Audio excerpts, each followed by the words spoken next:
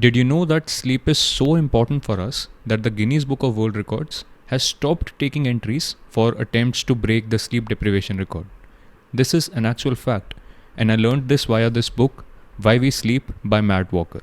This is the book that I'm reviewing in this video. Not so much a review as a collection of all the different learnings and unlearnings I had via this book. I think it is full of information, knowledge, wisdom, understanding, and all of that jazz. And that is the core of what I do here at the Unlearning Playground too. So I think it impacts our everyday lives. I think it impacts not just our lives, but lives of people we care about. So if any of that resonates with you, make sure you stick with the episode till the very end, because this is going to be full of information and information that matters. Let's get into it. So here's what this episode is going to look like. There are 3 key aspects of sleep that I'm covering here. I learned from this book that it matters how much we sleep. I learned that it matters how we sleep, and I learned that it matters when we sleep. All of these 3 are very key aspects. The timestamps for all of these different sections of this episode will be available on the screen right now if you're consuming on YouTube, or if you're listening to me on a podcast platform, you can go onto the show notes and pick out a particular section. If you're interested in one section, go to that. Otherwise, stick with me and we'll delve into all of them in some detail. Let's go. How much should we sleep? This is a very important section, and I think I'll start with a quote from this book. He says, "The number of people who can survive on 5 hours of sleep or less without any impairment, expressed as a percent of the population and rounded to a whole number, is 0. Which means that almost all of us, none of us can survive on 5 hours of sleep or less. But it's counterintuitive, right? I think for a lot of us, especially I've seen that in my own office, my own workplace, that a lot of people think that they're functioning well, they're functioning just fine, even if they're sleeping less. And that is something that he touches upon in this book as well. In the experiments that he was running, he would say that he could see that his patients, some of his patients were sleep deprived. They were not sleeping enough, at least 7 to 8 hours a day. They weren't touching that. And because of that, their bodies were showing certain symptoms. But consciously, the patients were not registering that they are sleep deprived.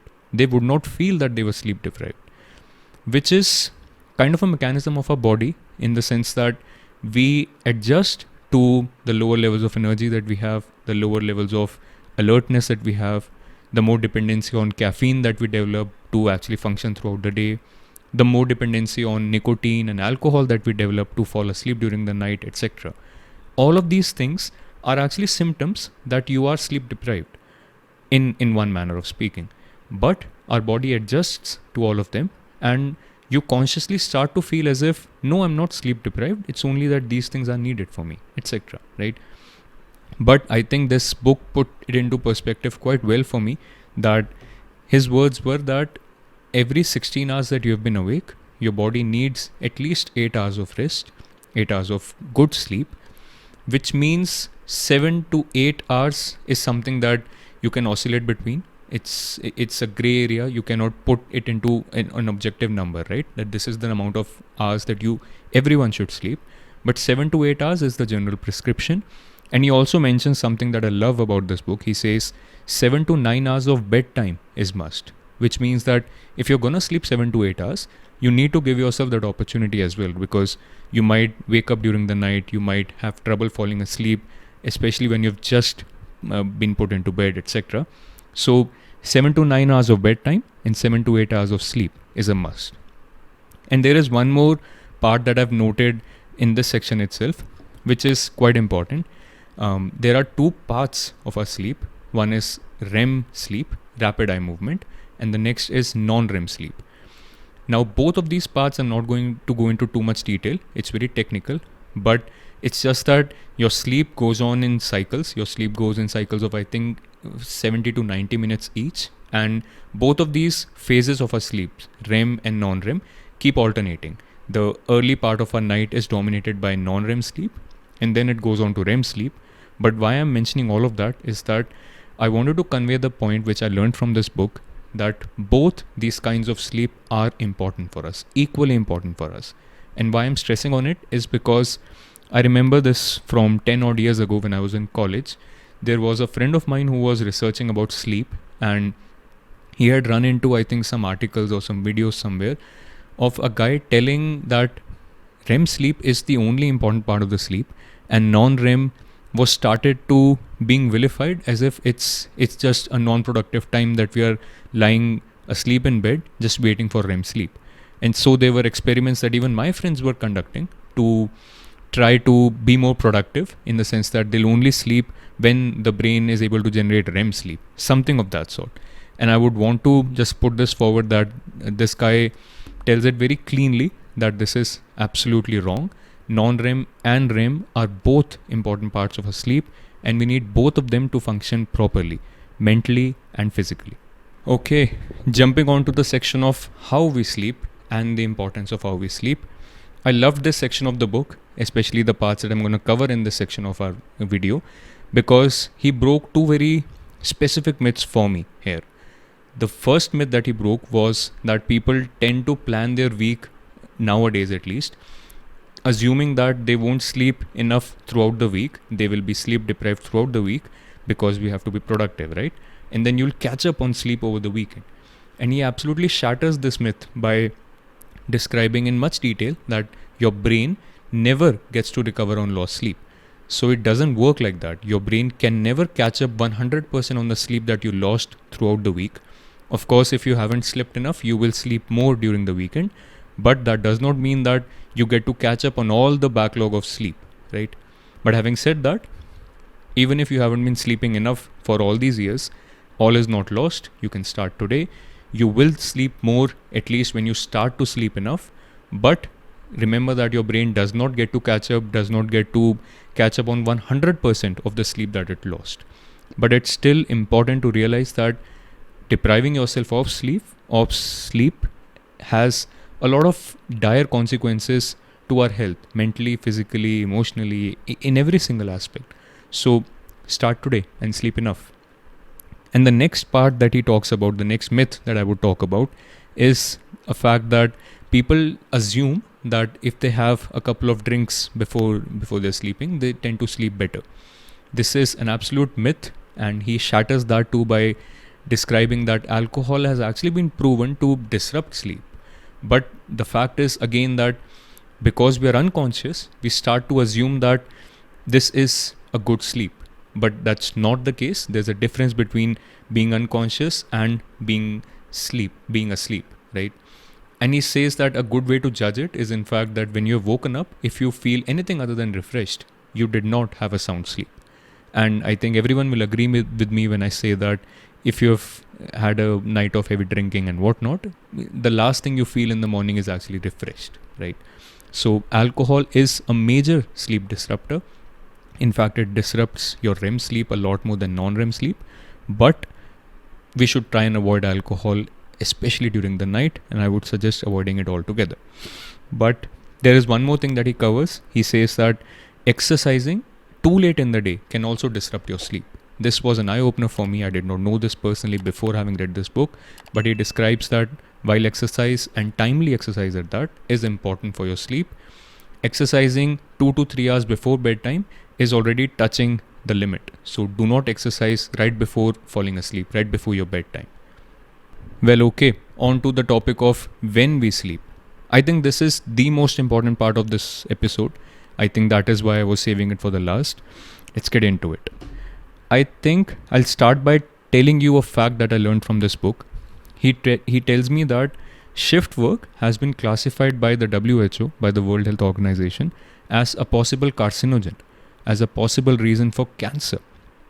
And by shift work, he doesn't just mean people who are up all night. I think what shift work generally means is if you're up and you're working after 10 or 11 p.m., if you're up and working after 10 or 11 p.m., for a few days a week, for a few weeks in a row, that classifies as shift work. And by that logic, I think a lot of us are actually working night shifts. And the WHO has recognized the risk that it entails on our body to the tune of calling it a possible carcinogen. That is how much impact it has if you're awake for later in the night. But consider the amount of impact that it might have on people around you. I think I know only a handful of people who fall asleep by around 9 or 10 p.m. I think I don't know anyone, in fact, who tries to follow that routine. Some of us do. But see, he talks about something called our circadian rhythm. Our circadian rhythm it's an internal body clock that our body maintains, which is a fascinating thing to actually read about and understand. But quite simply put, it is the internal body clock. It is almost close to 24 hours. And we humans are predisposed to be aligned in our circadian rhythms with the sun. So we are tuned to fall asleep by somewhere around 9 to 11 p.m. We are tuned to wake up by sometime around 5 to 7 a.m. to the tune of 7 to 8 hours and whatnot. But this is a general prescription. Of course, some people are tuned to fall asleep late in the night, at least at some stages of their lives, and wake up later in the day, later in the mornings. But the important part in that sentence is some. Only some people are actually tuned, are actually programmed by their DNA to actually stay awake till late in the night, till 3-4 a.m. in fact, and then wake up quite late in the next morning. For almost all of us, we are awake till late in the night, or we keep sleeping till late in the day, only because of the fact that we are looking at our screens. And this was quite an eye-opening thing I learned from this book. Light is a very powerful stimulant for our brain, for our body, to actually signal whether it is time to fall asleep or time to wake up.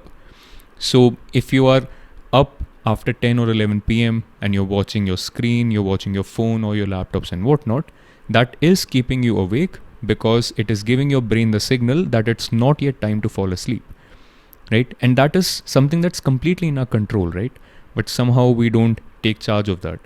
And similarly, this was a very important thing I learned here. In fact, this is something that I've been giving out to so many friends of mine, that if your sleep cycle is not tuned properly and you want to fix it, the number one key indicator you can give to your body is what time it is during the day.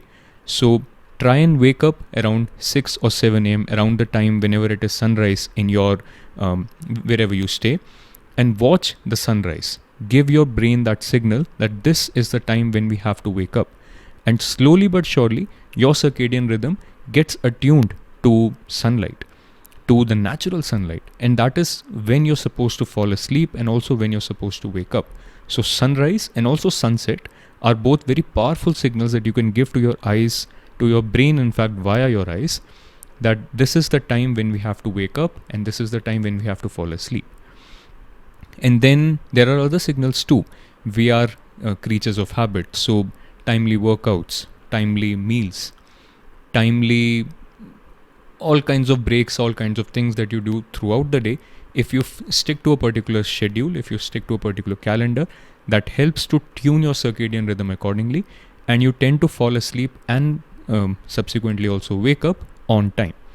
And this is very important, and one more thing that he talked about, which was again very eye-opening for me, was the role that caffeine plays. Caffeine is something which is, I think this was, he mentioned it somewhere, that caffeine is kind of the biggest experiment that has been run on the human organism. And it is being run without even people understanding that this is an experiment. This is a drug that they're ingesting. So it's important to understand how caffeine works and what it does. What I learned from this book was that our body maintains a log about how many hours it has been since we have been up.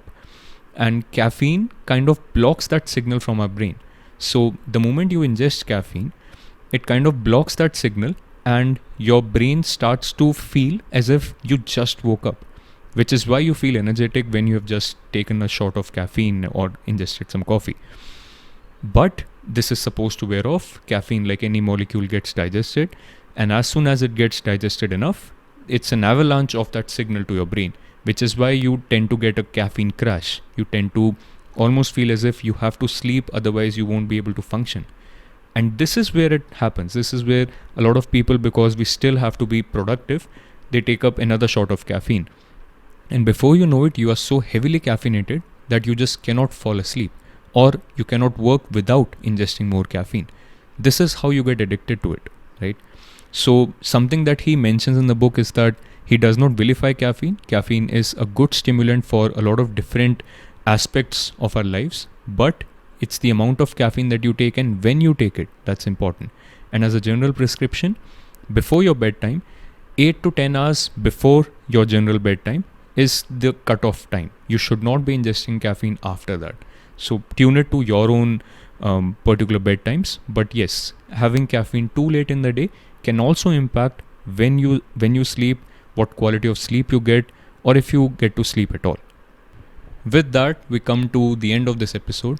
I think I covered a lot of information from this book in this episode, but to be honest, I think there is still a lot more info that I learned from this book that I can cover in at least one more video. So if that idea resonates with you, do let me know in the comments box below and I'll ensure that I make another video on this. Other than that, it's just the usual stuff. Subscribe to the channel, follow the show, like this video, share it with as many people as you can, and I'll see you in the playground the next time. Until next time, peace out.